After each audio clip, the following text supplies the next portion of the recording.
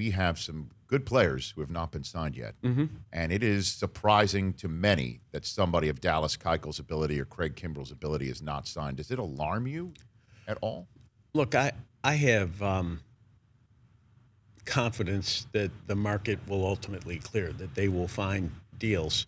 But there is no question that the timing of the market has changed. You got smart people on both sides of negotiations, agents and clubs. They use timing as leverage in negotiations on both sides. And I do think it's unfortunate that the back and forth has produced a couple really good players that are out there unsigned at this point.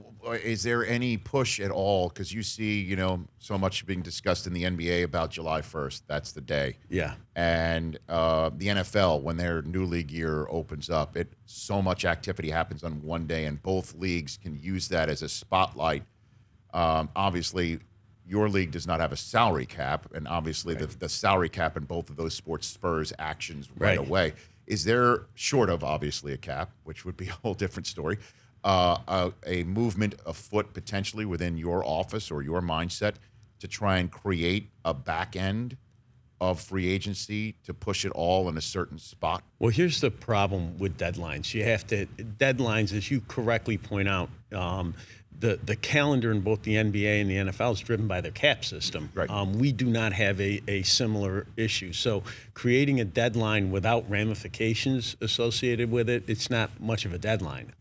We have talked about, we'd love to have, the winter meetings be the place where it all gets done and we're finished with it. But as long as we have what is the freest free agency system in professional sports, something the MLBPA has bargained hard for over the years, the timing is going to move with that market. Yeah, because I guess, Harper didn't sign until, right. Preseason games, exhibition games are being played. Right. And it just could create some confusion maybe in the minds. Well, it's interesting. There was a recap done of the Harper negotiations in advance of him playing in Washington this week. And, his agent told him early on, it's in the article, it's probably going to be March 1 before you sign. That's an interesting assertion. I think supports what I'm saying about both agents and clubs using the timing, the calendar, as a source of leverage in the negotiations.